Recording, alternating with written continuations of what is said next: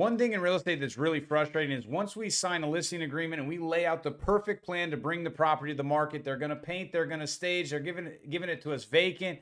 And then something goes wrong in their life. And now they're calling us up and saying, hey, what if we leave the tenant in place? What if we don't paint? What if we don't stage? Is that going to impact it? I'm really nervous about doing all of that. I want to completely leave all the plans that we made, and I want us to change the process at the last second.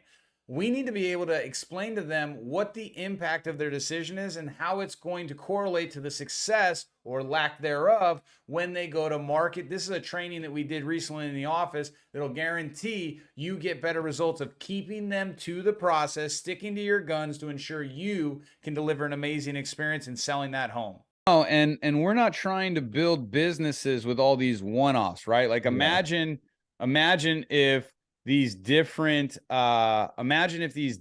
businesses, right? Like and social media companies, marketing companies, all these companies, they fail when they try to do too many things. Look at In-N-Out.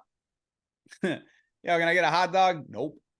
You got bacon? You don't have bacon. You're a hamburger place that doesn't have bacon. You call this a burger? It doesn't even have bacon on it. Like, they don't even have bacon.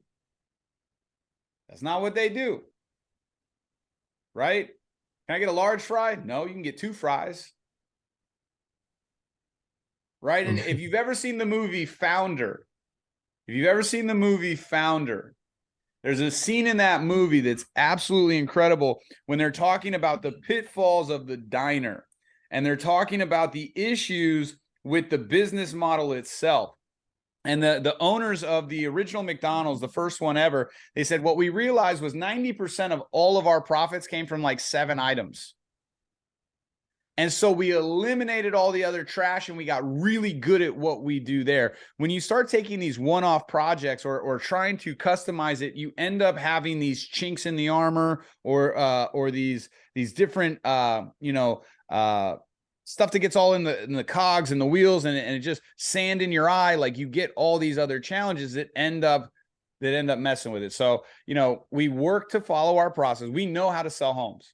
We know how to sell homes. We know how to position homes the right way. When people say, hey, I want you to compromise the process and still deliver me the exact results, we still have to be diligent of it's our responsibility to educate them. And most of the time, their concerns or their fears are not around it's something under the skin. It's something below the surface, so to speak. And that segues right into that client. So I called without him here, I called that lead yesterday, the seller that you and I were working on, the one Joanne. Joanne, yeah, how'd that go? It went well, but it was a very challenging call. She in the beginning was like, bring me the buyer, right? I want to keep it off market. I don't want to sell it. I want to sell it, but I can't take it to the market. I can't do this. I can't do that. And the money she wants, she's even thinking about doing like for sale by owner because the money that she wants, she can't, the value of the house, it may not have enough meat on the bone for commissions because she wants $175,000 for each her and her sister. Okay. And so as I was on the phone with her, and we were probably on the phone for 10, 15 minutes and just layering questions and seeking to understand, what I identified was that her sister and her husband, they don't want to go through the hassle of selling the home on the market because they don't want to deal with the showings. And the real challenge was they were cleaning the house time and time again. Whoever had the property previously, they would do one showing here, one showing here, one showing here. And I don't know if you guys understand this. I have kids, and Michelle and I were selling our property in South Carolina, right? In Johns Island. And we were on the market for an extended time. We overpriced it. Our realtor was wrong. It's part of the reason why I like expired listings is like, I know what it feels like to have it sucks, especially if you got kids. You get a showing request and they're like, hey, can you be out of the house in an hour? And you're like, well, I guess I could put down my breakfast and spend the next 40 minutes cleaning, washing the kids' faces, getting them out, getting them in the car, leave. And then oftentimes it's a 10 or 15 minute showing. You got any feedback? No, I don't want to buy the house. And you're like, shit, I just cleaned the whole house. Like I wasn't going to clean the house for 3 days. And then house is messy. You get that call again, right? It's just really, really annoying. So that's the process you're going through. And what it ended up being is I said, listen, your family members, the way you're trying to sell this, it would be challenging for us to sell it this way. and I'm an experienced agent. I've got a lot of resources and contacts. What if we could come into the property, walk it for a couple of our clients, and present a solution where you only had to clean the house one time. We packed everybody into a 2-hour window, and we guaranteed we could hit your price. What if we could do that? She's like, well, my husband and my sister aren't really on board. I said, listen, I can be a resource to you because you want to leave and you're trying to explain and solve their problems, but you don't have a real estate license. You don't know the process. So when you say these bold things to get stuff done and they don't believe you, it's not because they don't believe you or love you. It's because you don't have the experience or the track record. If you bring us into the picture, we not only can make sure that you don't have to deal with the hassle, but we can customize a solution that'll work in this market the way you want and satisfy everybody else. And she ended up, like she's like whispering, okay, listen, like you could tell like her family members were there, she was like, all right. And it was funny because she ended up like, all right, I've got your number. I know your name. I'll call you. I was like, you know my name? She's like, yeah. I was like, what's my name? She's like, I know your name. I was like, what is it? She's like, John. I was like, congratulations. You got the first two right. It's Josh. She's like, all right, Josh, and we had some fun. So it's a callback. But right now, I'm not going to hang up and be like, I'm going to go try to hunt for a buyer and bring somebody in that's going to pay their price. I'm going to stick to my process because there's 4 things. Okay. There are 4 things, and you should write this down. There are 4 things that you have to make sales consistently. Every real estate agent has experienced the inconsistency of this business. Who loves the inconsistency of this business where you get a couple sales and then you don't get a couple sales who loves that? Anybody get excited about that? Nope. Said no real estate agent ever, right? So if you want to have consistent sales, you need 4 things. 1, you got to know what their hot buttons are, their wants, their needs, and their pains. Why do they want to do this? What's causing the pain that's encouraging them to go find another solution? What are their needs that aren't being met now? Hot buttons, wants, needs, and pains. WNP. Number 2, you've got to know what their budget is. Are they qualified for that, right? Are they actually in the ballpark? Okay, number 3, you have to have the decision makers. Yeah. Let me ask you a question.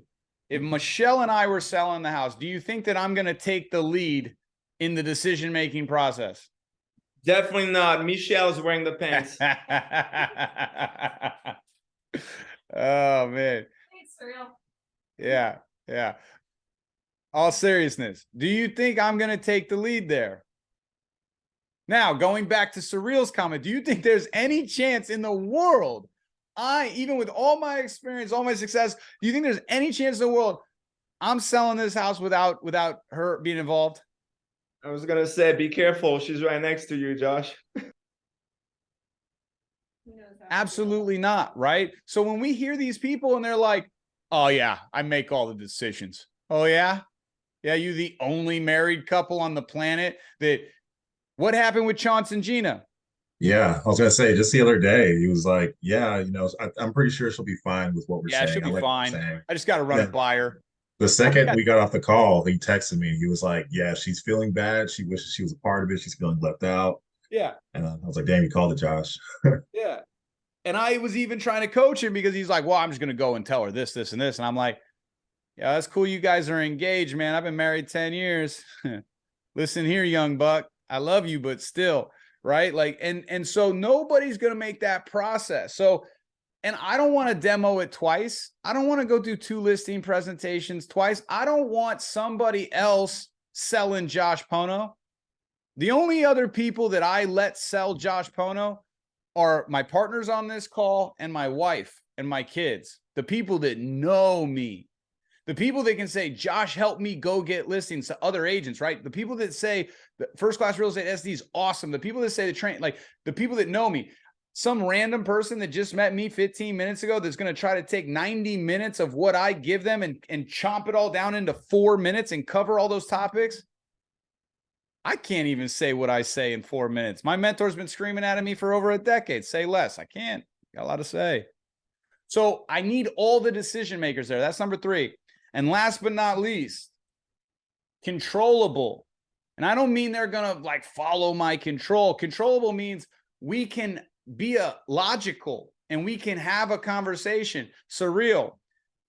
The old man we were talking about, not controllable, right? Like one day you're talking to him, next day he's back to stuff that we already covered. Yeah, it was completely out of control. Completely out of control. And then even when we were trying to wrestle him in, he starts yelling at, and he calls his daughter for backup. She starts yelling, right? You know, that was one thing I was thinking about, just like quick segues. He and his daughter, they're the kind of people that they don't like to say no. They just get upset and they brush you off. That's exactly what they did. But back to you. Again, the top 4 things that you need to make consistent sales. Now, have I made sales to an uncontrollable person? Sure. Have I made sales that I didn't know anything about the person? Sure. Have I made sales where they were completely unqualified?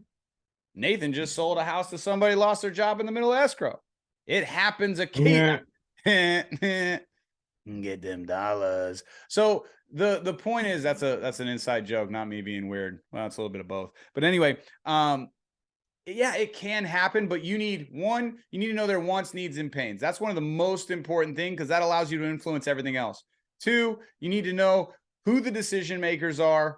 They all need to be there. 3, you need to know if they're motivated and qualified, right? Do they have the ability to actually do this?